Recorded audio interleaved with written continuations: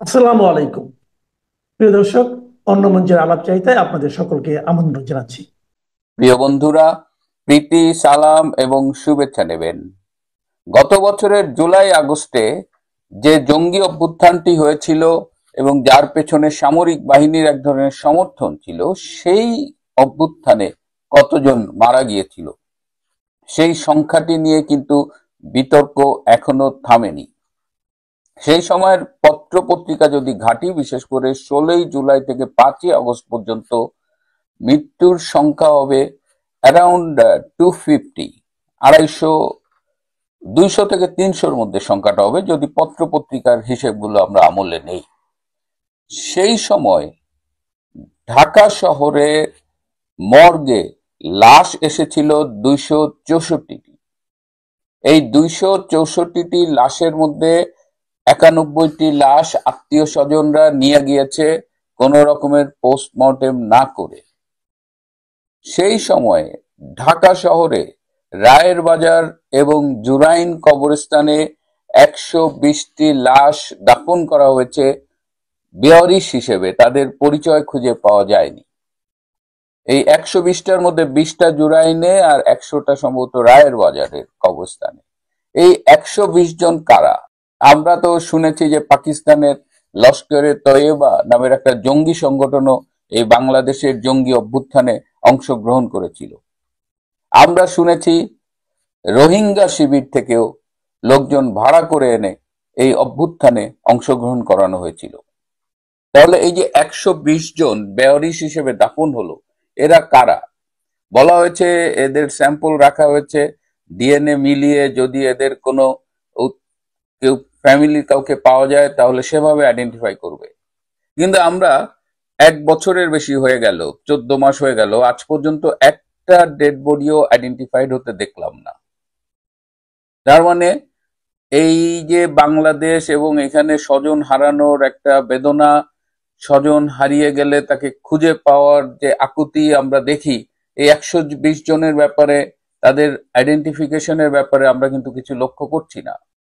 তার মানে মৃত্যুর সংখ্যা, এই জঙ্গি অভ্যুত্থানে অংশগ্রহণকারী যারা মারা গেছে তাদের আইডেন্টিটি, এগুলো নিয়ে কিন্তু প্রশ্ন উঠছে। সরকারি ভাষ্য কি বলে? মুক্তিযুদ্ধ মন্ত্রণালয় বলছে যে জুলাই আগস্টে নিহতের টোটাল সংখ্যা হলো 844। পুলিশ বলছে জুলাই আগস্টে নিহতের সংখ্যা 960 জন, তার মধ্যে জুলাইয়ে মারা গেছে 334 জন আর অগস্টে মারা গেছে 626 জন। তাহলে মৃত্যুর সংখ্যা, এবং এর মধ্যে আমরা বিভিন্ন সময় দেখছি যে এই জুলাই আগস্টে বিভিন্ন কারণে যারা মারা গেছে, এই আন্দোলন সংশ্লিষ্ট নয়, যেমন ধরেন রোড ট্রাফিক অ্যাক্সিডেন্টে মারা গেছে, হার্ট অ্যাটাকে মারা গেছে, বা যশোরে একটা হোটেলে আগুন দিতে গিয়ে মারা গেছে, তাদের অনেককেই এই মৃতের তালিকায় সকল শহীদ বানানো হয়েছে। এই সব সংখ্যা ছাড়িয়ে গেছে জাতিসংঘের রিপোর্টে প্রদত্ত সংখ্যা। জাতিসংঘ একটা ইনভেস্টিগেশন করেছে যে 1 জুলাই থেকে 15 আগস্ট পর্যন্ত নিহতের সংখ্যা, এবং তারা বলছে 1400 মারা গেছে। কোন সোর্স এই 1400-কে সমর্থন করছে না। জাতিসংঘ এই 1400 সংখ্যাটা কোথায় পেল?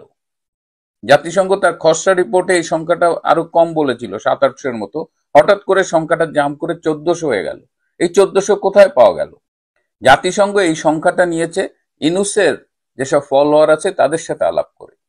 আপনি একটা ইনভেস্টিগেশন করছেন, একটা জাতিসংঘের মতো নিরপেক্ষ সংগঠনের পক্ষ থেকে মৃত্যু নিয়ে ইনভেস্টিগেশন করছেন, অথচ আপনি সংখ্যার জন্য ডিপেন্ড করছেন একটা পক্ষের উপরে, যে পক্ষের বিরুদ্ধে অভিযোগ আছে যে তারা স্নাইপার রাইফেলধারী দিয়ে এই আন্দোলনের মধ্যে তৃতীয় পক্ষ হয়ে গুলি করে আন্দোলনকারীদের হত্যা করেছে। কেবলমাত্র পুলিশের গুলিতে যে আন্দোলনকারীরা নিহত হয়েছে তা নয়। তো এরকম একটা পরিস্থিতিতে জাতিসংঘ কিভাবে 1400 সংখ্যাটা বলে? এবং এই 1400 সংখ্যাটা এস্টাবলিশ করার জন্য তাদের যে আপ্রাণ চেষ্টা, এবং সম্প্রতি আমরা দেখেছি যে আন্তর্জাতিক অপরাধ আদালত, যা ইন্টারন্যাশনাল ক্রাইমস ট্রাইব্যুনাল, সেখানে তাদের যে চিফ প্রসিকিউটর, জামাত এবং শিবিরের সাবেক নেতা অ্যাডভোকেট তাজুল ইসলাম, তিনি বলছেন যে শেখ হাসিনার 1400 বার ফাঁসি হওয়া উচিত। ওই জাতিসংঘের 1400 সংখ্যাটি তারা নিয়েছে। এই যে 1400 এবং মৃত্যুর তদন্ত নিয়েও কিন্তু আমরা প্রশ্ন তুলছি বারবার, যে কে কিভাবে মারা গেছে, পোস্টমর্টেম করা হলো না ঠিক মতো। সার্জিস আলম নামের একজন সাবেক ছাত্র সমন্বয়ক, তিনি বলেছেন যে লাশ কবর থেকে উঠানো যাবে না, এতে নাকি আত্মীয় স্বজনের সেন্টিমেন্টে লাগবে। এটা কি ধরনের কথা? আইন তো ব্লাইন্ড, এবং আপনাকে মৃত্যুর কারণ জানতে হলে, কোন গুলিতে কোন বুলেটে নিহত হয়েছে এগুলো জানতে হলে তো পোস্টমর্টেম একটা স্বীকৃত উপায়, এবং আপনাকে এটা করতে হবে, কিন্তু সেগুলো করা হয়নি। তার মানে ঘোলা জলে মাছ শিকার করার একটা প্রচেষ্টা, এবং যেনতেন ভাবে বিচারের নামে, একটা ক্যাঙ্গারু কোর্টে বিচারের নামে তারা শেখ হাসিনা সহ আওয়ামী লীগ নেতৃবৃন্দকে শাস্তি প্রদানে বদ্ধপরিকর। এবং শাস্তিটা কি? তারা মৃত্যুদণ্ড দেবে, এটা যেন আগের থেকেই লেখা হয়ে আছে। আমি আরো অবাক হয়ে দেখলাম যে বাংলাদেশে জাতিসংঘ মানবাধিকার কমিশনের একটা অফিস খোলা হয়েছে, এবং সেই অফিসের প্রধান হলো হুমা খান, একজন ভারতীয় বংশোদ্ভূত। তার আচরণ, তার কথাবার্তায় আমি রীতিমতো বিস্মিত। জাতিসংঘ আসলে কি? জাতিসংঘ যতদূর জানি একটা নিরপেক্ষ আন্তর্জাতিক সংস্থা। 1945 সালে এটি গঠিত হয়েছিল। এই সংস্থাটি বিশ্বের আহ, নিরাপত্তা, শান্তি, মানবাধিকার, উন্নয়ন এসব নিয়ে কাজ করে। এই যে বিশ্ব স্বাস্থ্য সংস্থা, ইউনিসেফ, এসবই তো জাতিসংঘেরই, ইউএন এর এক একটা সংস্থা। তো সেই জাতিসংঘের যে এই মানবাধিকার কমিশনের অফিসের প্রধান হুমা খান, তাকেও আমরা দেখি এই বিতর্কিত আদালতের বিতর্কিত চিফ প্রসিকিউটর তাজুল ইসলামের পাশে দাঁড়িয়ে সংবাদ সম্মেলনে উপস্থিত হতে। How it is possible? এবং জাতিসংঘ কিন্তু 2007 সাল থেকে একাধিকবার সাধারণ পরিষদে সিদ্ধান্ত নিয়েছে যে পৃথিবীতে মৃত্যুদণ্ড স্থগিত হওয়া উচিত শাস্তি হিসেবে, কারণ প্রতিটি মানুষেরই বেঁচে থাকবার অধিকার আছে, হোক সে অপরাধী। অথচ এই অপরাধ, যেখানে মৃত্যুদণ্ডই একটা উল্লেখযোগ্য শাস্তি, এবং যেখানে চিফ প্রসিকিউটর বলছেন যে 1400 বার শেখ হাসিনার ফাঁসি হওয়া উচিত, সেখানে আমাদের এই হুমা খান কি করে থাকেন? এবং হুমা খান সম্পর্কে আমি একটু খোঁজ নিয়েছি, তার সাথে ঢাকায় অনেকেই কথা বলেছেন। তারা আওয়ামী লীগের ভুক্তভোগী পরিবারের পক্ষ থেকে তারা ভেবেছিলেন, যেহেতু জাতিসংঘ মানবাধিকার কমিশন আছে, মানবাধিকারের বিষয়ে তার সাথে দেখা করা যাবে। এবং তার সাথে কথা বলে প্রত্যেকে আমাকে বলেছে, যাদের সাথে আমি যোগাযোগ করি, যে প্রচন্ড আওয়ামী লীগ বিদ্বেষী এই মানুষটা। তিনি তার নিরপেক্ষতা হারিয়েছেন, নানানভাবে তিনি বিতর্কিত হয়েছেন। মাত্র কয়েক মাসের মধ্যে ভয়ানকভাবে বিতর্কিত হয়েছেন এই হুমা খান। তিনি পুরো জাতিসংঘ মানবাধিকার কমিশনকে বিতর্কিত করেছেন, আরো বড় করে বললে হয় যে পুরো জাতিসংঘকে বিতর্কিত করেছেন। সো এই তরুণী কি করে জাতিসংঘ মানবাধিকার কমিশনের চিফ হিসেবে বাংলাদেশে থাকে? এবং জাতিসংঘ এই 1400 সংখ্যাটা কোথায় পেল, যেখানে সরকারি ভার্সন, পুলিশি ভার্সন, সেই সময়ের পত্রিকার ভার্সন, কোনো কিছু এই 1400 সাপোর্ট করে না। অ্যাটলিস্ট 500 থেকে 600 যদি সরকারি ভার্সন আমি অ্যাকসেপ্ট করি, তিনি অতিরিক্ত দেখিয়েছেন। কেন জাতিসংঘের এই মিথ্যাচার? একটি ইনভেস্টিগেশন তো নিরপেক্ষভাবে করতে হয়, কিন্তু এখানে আমরা ইনভেস্টিগেশনটা দেখছি ফুললি বায়াসড, ইনফরমেশন বায়াস। তিনি মন গড়া কিছু সংখ্যা বসিয়েছেন, এবং সেটার ভিত্তি হিসেবে তিনি আলাপ করেছেন যাদের সাথে, তারা সবাই পক্ষপাতদুষ্ট, তারা সবাই একটি পক্ষের। প্রকৃত মৃত্যুর সংখ্যা খুঁজে পাবার জন্য যতটা পরিশ্রম করা দরকার, because this is an investigation, এই ইনভেস্টিগেশন রিপোর্টে সেই কাজটুকু আপনারা করেননি। বিশ্বের উচিত জাতিসংঘের এই রিপোর্টকে ক্রিটিক্যালি রিভিউ করা, প্রশ্নবিদ্ধ করা, এবং জাতিসংঘকে জিজ্ঞেস করা যে এই 1400 এর মৃত্যুর সোর্স কি। সেই রিপোর্টটা নিয়ে আমি নিজেও কথা বলেছি, বিশ্বব্যাপী অনেকবার কথা বলেছে। আমার দেখা জাতিসংঘের অন্যতম নিম্নমানের একটা রিপোর্ট, এবং সেখানে এই হুমা খান এসে বাংলাদেশে তার যে ভূমিকা, জাতিসংঘ কি একটা দেশে আসলেই জবাবদিহিতার ঊর্ধ্বে? তারা যা ইচ্ছে তাই করতে পারে। আজকাল তো এটা ওপেন সিক্রেট যে তারা পশ্চিমা বিশ্বের সুপার পাওয়ারের পদলেহন করে। তাদের যে ম্যান্ডেট নিয়ে জন্ম, যে ম্যান্ডেট নিয়ে তাদের কাজ করা উচিত, তারা সেটা করছে না। এই বাংলাদেশে এই আন্দোলনের প্রকৃত মৃত্যুর সংখ্যা আমাদের জানা উচিত, এবং এই হুমা খানের ভূমিকার তদন্ত হওয়া উচিত এবং তাকে বাংলাদেশ থেকে অবিলম্বে রিমুভ করা উচিত। প্রিয় বন্ধুরা, আমাদের সবার সোচ্চার হতে হবে সত্যের পক্ষে। একটা কিছু শুনলেই বিশ্বাস করা যাবে না। নানা রকমের অপপ্রচার চলছে। আজ যদি হিটলারের তথ্যমন্ত্রী গোয়েবলস বেঁচে থাকতেন, তিনি এই ইউনুস গঙের এইসব অপপ্রচার দেখে লজ্জা পেতেন, হয়তো আত্মহত্যাও করতেন। ইউনুস আমেরিকার লোক, হাসিনাকে হটিয়ে ইউনুসকে বসিয়েছে আমেরিকা। সুতরাং একথা বলাই যায়, আজ যে বাংলাদেশের এই চরম দুর্দশা, এর দায় আমেরিকার উপরেও বর্তায় অনেকখানি। কিন্তু ভারতের সঙ্গে আমেরিকার সম্পর্ক ভালো হলে বাংলাদেশের কেন যাবে বা আসবে, কেন যায় আসে, তার সোজা জবাব দিলে বাংলাদেশের এক শ্রেণীর মানুষ বলবে, তাহলে তো ভারত নিশ্চিন্তে বাংলাদেশকে তার কলোনি বানিয়ে ফেলতে পারবে, যেটা আমেরিকার জন্য এতদিন নাকি করে উঠতে পারছিল না ভারত। তাদের যদি পাল্টা জিজ্ঞেস করা যায়, ভারত তো আপনাদেরই কথা অনুযায়ী আওয়ামী লীগের এবারের 15-16 বছর, এর আগের 5 বছর, মানে 20-22 বছর আওয়ামী লীগের দখলে ছিল বাংলাদেশ। তা সেই সময় ভারত কি বাংলাদেশকে কলোনি করেছে না করেছে নাকি করেনি, সে প্রশ্ন থাকে। আবার দেখুন, ভারত যখন বাংলাদেশকে বাংলাদেশ যখন স্বাধীন হয়, তখন তো ভারতীয় সৈন্যরা গিয়েই তো চুক্তি স্বাক্ষর করে তারপরে দেশটাকে স্বাধীন করে। পাকিস্তানি 93,000 সেনাকে তারা ধরে নেয়। কিন্তু তারপরে কি বাংলাদেশকে তার নতুন কলোনি করার ব্যাপারে ইউনুসকে দিয়ে এত কিছু, যা আজকে যে বাংলাদেশ আমেরিকা বাংলাদেশকে নিয়ে যা করছে, তার কিছু মাত্র কি ভারত কোনোদিন করেছে? এই ব্যাপারে প্রশ্ন করা হলে তাদের মানে জবাব সহজে আসবে না, ঘাড় মাথা চুলকাতে হবে। এমনকি একটা সহজ হিসাব রয়েছে, ছিটমহল চুক্তি যেটা হয়েছে নরেন্দ্র মোদী এসে করলেন, তাতে ভারত বাংলাদেশের ভেতরে যতটা জমি ভারতের বেশি ছিল, কিন্তু ভারত পেয়েছে কম জমি, মানে বাংলাদেশের জমি ছিটমহল ভারতে কম ছিল। সেই কম ছিটমহলের অংশ নিয়ে ভারত বেশি ছিটমহল সেইটা দিয়ে দিয়েছে বাংলাদেশকে, এবং সেটা দেওয়ার পর তার জন্য কোনো ক্ষতিপূরণ কিংবা পাল্টা করে কোনো জমি ভারত চায়নি।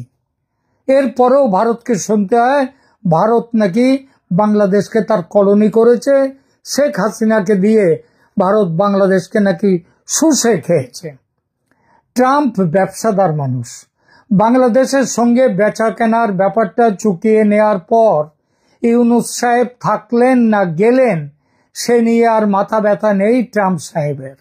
সেটা তিনি ভালো মতো বুঝিয়ে দিয়েছেন ডক্টর মোহাম্মদ ইউনুসকে গত সেপ্টেম্বরে। 104 জন পেয়াদা, বরকন্দাজ, বয়ফ্রেন্ড, গার্লফ্রেন্ড এর একটা বিশাল দল নিয়ে নিউ ইয়র্কে গিয়ে 1 মিনিটের জন্য ট্রাম্প সাহেবের সঙ্গে, এমনকি প্রশাসনের কোনো বড় মানুষের সঙ্গে দেখা করার সুযোগ পর্যন্ত পাননি ইউনুস সাহেব।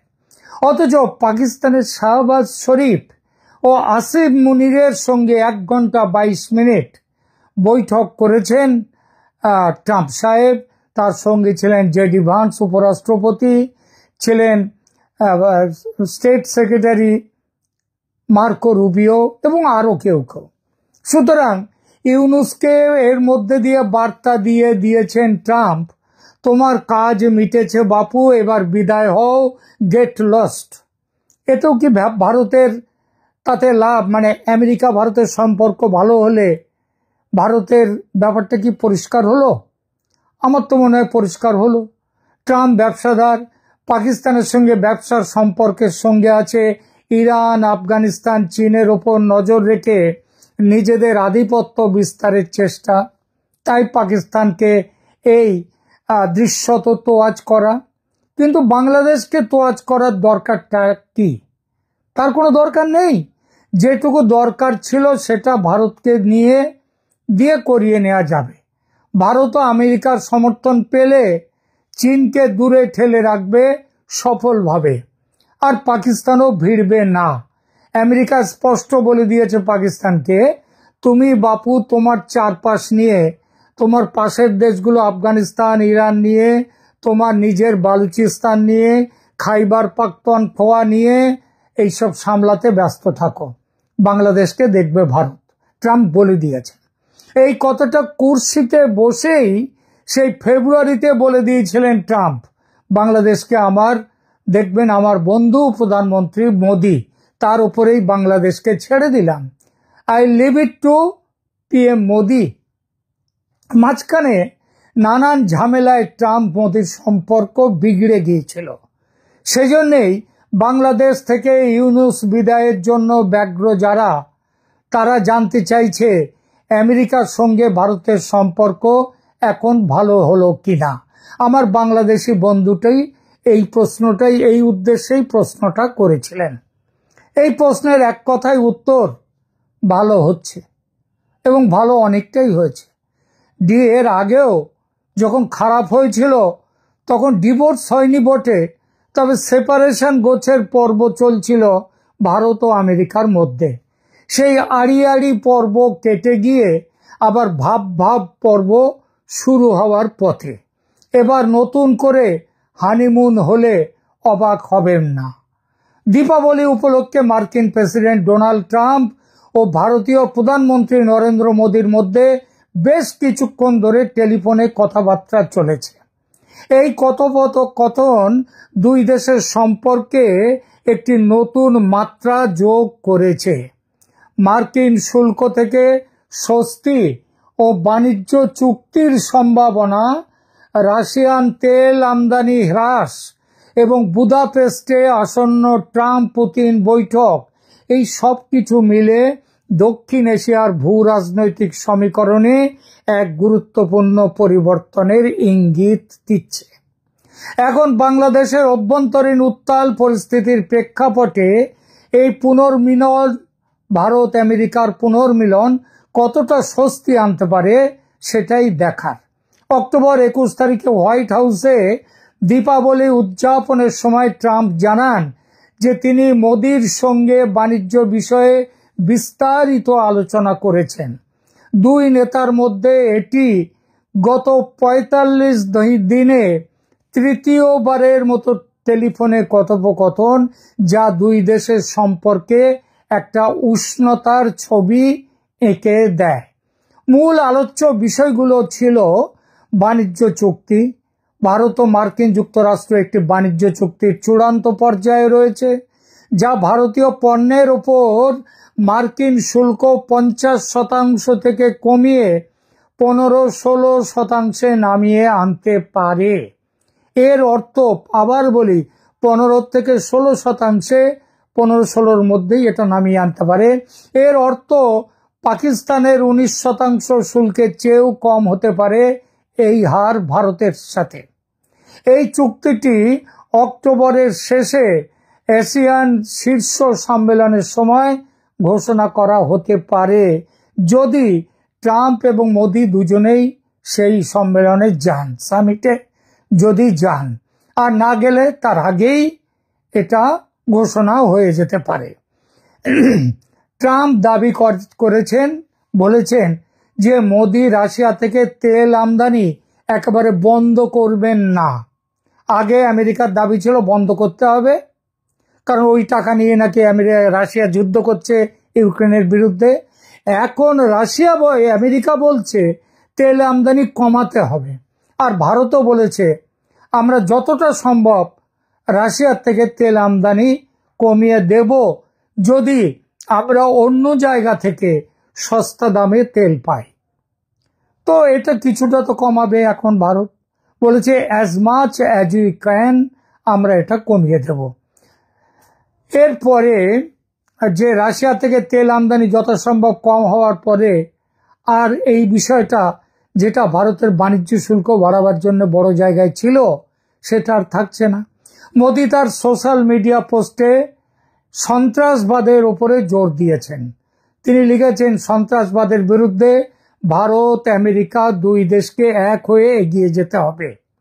এইটা বলার পরে এবং এ ব্যাপারেও কথা হয়েছে ডোনাল্ড ট্রাম্পের সঙ্গে, যা পাকিস্তানের সঙ্গে মার্কিন যুক্তরাষ্ট্রের যে ক্রমবর্ধমান সম্পর্ক তার প্রেক্ষাপটে একটি গুরুত্বপূর্ণ বার্তা বহন করে। সেটা হলো ট্রাম্প পাকিস্তানকে সমর্থন দিতে পারেন ব্যবসা বাণিজ্যে, কিন্তু তাদের সাথে তাদের সন্ত্রাসবাদে আমেরিকা তার পাশে থাকবে না, তার বিরোধিতা করবে। কারণ ঘোষিতভাবেই যে পাকিস্তান সন্ত্রাসী কর্মকাণ্ডের বড় মদতদাতা, এটা আমেরিকা কেন সারা বিশ্ব জানে। অক্টোবর 16 তারিখে ট্রাম্প ও পুতিনের মধ্যে টেলিফোন কথোপকথনের পর বুদাপেস্টে ট্রাম্প এবং পুতিনের মধ্যে কথা হয়। বুদাপেস্টে বৈঠকের পরিকল্পনা ঘোষণা করা হয়েছিল। ট্রাম্প এটিকে অত্যন্ত ফলপ্রসূ আখ্যা দিয়ে জানিয়েছিলেন যে 2 সপ্তাহের মধ্যে এই বৈঠক হতে পারে। এরপর ইউক্রেনের প্রেসিডেন্ট ভ্লাদিমির জেলেনস্কিও এই বৈঠকে যোগ দিতে রাজি ছিলেন বলে ট্রাম্প জানান। এখনো চূড়ান্ত হয়নি বটে, তবে কথা চলছে এই সম্মেলন যত তাড়াতাড়ি করা যায়। এই বৈঠকটি রাশিয়ার সঙ্গে দূরত্ব কমছে, ভারতের সঙ্গে সম্পর্কের বড়সড় উন্নতি হচ্ছে, আর চীনের সঙ্গে আমেরিকার দূরত্ব বাড়ছে। এই প্রেক্ষাপটে ভারত যে বাংলাদেশে নির্ণায়ক ব্যবস্থা নিতে চলেছে সেটা কিন্তু উজ্জ্বলতর হয়ে উঠছে দিনের পর দিন।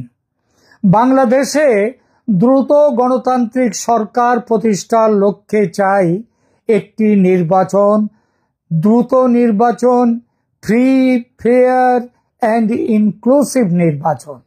এটা যেমন ভারত চায়, তেমনই চায় আমেরিকা সমেত পশ্চিমা বিশ্ব এবং অন্যান্য গণতান্ত্রিক দেশগুলো। কয়েক মাস আগে পর্যন্ত কিন্তু এইটা তারা চাইতো না, এখন চাইছে। এমনকি যে জাতিসংঘ তারাও বলছে free, fair and inclusive election Awami লীগকে নিয়ে নির্বাচন করতে হবে। চায় না কারা? চায় না বাংলাদেশের ইউনূস সরকার, এটা চায় না। চায় না বর্তমানে এই সরকারের সবচেয়ে সুবিধাভোগী দল জামায়াত। এনসিপিকে আমি ধর্তব্যের মধ্যে নিচ্ছি না, তারা কাগুজে বাঘ। আমেরিকা চায় না যে বাংলাদেশে এটা ছাড়া, এর বাইরে নির্বাচন ছাড়া। আমেরিকা চায় না যে বাংলাদেশ ধর্মীয় উগ্রপন্থার আখড়া হয়ে উঠুক আফগানিস্তানের মতো। ভারতও চায় না এটা। এরপর তৃতীয় জিনিস, আমেরিকা চায় না যে ইরানের মতো ধর্মীয় বিপ্লবী সেনাবাহিনী তৈরি হোক বাংলাদেশে। ভারতও এর বিরোধী। সব মিলিয়ে বাংলাদেশ নিয়ে ভারত এবং আমেরিকার চাওয়াতে অনেক মিল। আর এজন্য এবার আমেরিকা স্পষ্টভাবে ভারতকে বলে দিয়েছে বাংলাদেশের শান্তি ও সুস্থিতি ফিরিয়ে আনতে যা ব্যবস্থা নেওয়া উপযুক্ত মনে করবে ভারত, সেটা যেন অবিলম্বে করে। আমেরিকার বার্তা পেয়ে জাতিসংঘ পর্যন্ত, আগেই বলেছি, সুর পাল্টে নিয়েছে। এখন আওয়ামী লীগকে বাইরে রেখে নির্বাচন করা যাবে না, এটা তারা বলছে। শেষ করার আগে 2 কথা বলি, কোন পথে এগোতে চায় ভারত সেই বিষয়টি নিয়ে। এ ব্যাপারে ভারতের স্পষ্ট সিদ্ধান্ত আর ওয়েট অ্যান্ড ওয়াচ নয়, এবার সরাসরি যা ব্যবস্থা নেয়ার নেবে। কেমন হতে পারে সেই ব্যবস্থা? একেবারে বাধ্য না হলে সামরিক অভিযানে যাবে না ভারত বাংলাদেশের বিরুদ্ধে, অর্থাৎ যুদ্ধ এড়িয়ে চলবে ভারত। 2, সন্ত্রাসবাদীদের বিরুদ্ধে সীমিত আক্রমণ চলবে, যেমন চলেছে গত মে মাসে পাকিস্তানে অপারেশন সিন্দুরে। ওয়াকারুজ্জামানকে এটা ভালো বুঝিয়ে দিয়ে এসেছে মিলিটারি ইন্টেলিজেন্সের প্রতিনিধি দল তাদের সাম্প্রতিক ঢাকা সফরে, এবং বুঝিয়ে দেওয়ার পর ওয়াকারুজ্জামান তার দলবল নিয়ে ছুটতে বাধ্য হয়েছেন লালমনিরহাট এবং ঠাকুরগাঁয়ের পরিত্যক্ত বিমানবন্দরে। 3 নম্বর, ভারতের সিদ্ধান্ত, বাংলাদেশে একটি স্বচ্ছ, নিরপেক্ষ ও অংশগ্রহণমূলক নির্বাচন অনুষ্ঠান করা হলো ভারতের পাখির চোখ। এই পথে যে বাধা আসবে ভারত তা প্রতিহত করতে যা প্রয়োজনীয় মনে করবে সেটাই করবে। 4, এই পুরো প্রকল্প সিদ্ধান্ত রূপায়ণে জেনারেল ওয়াকারুজ্জামানের ওপর দায়িত্ব দিয়েছে ভারত, বড় দায়িত্ব। যদি আইসিটি তার বিরুদ্ধে গ্রেপ্তারি পরোয়ানা ইস্যু করে তাহলে ভারত যথাযোগ্য ব্যবস্থা নিয়ে ওয়াকারুজ্জামানের পক্ষে দাঁড়াতে দেরি করবে না। সে ব্যবস্থা সামরিক অভিযানও হতে পারে। বলা বাহুল্য, আমেরিকা পুরো ব্যাপারটিতে গ্রিন সিগন্যাল দিয়ে দিয়েছে ভারতকে, পুরো গ্রিন সিগন্যাল দিয়েছে। এখনকার মতো এই পর্যন্ত।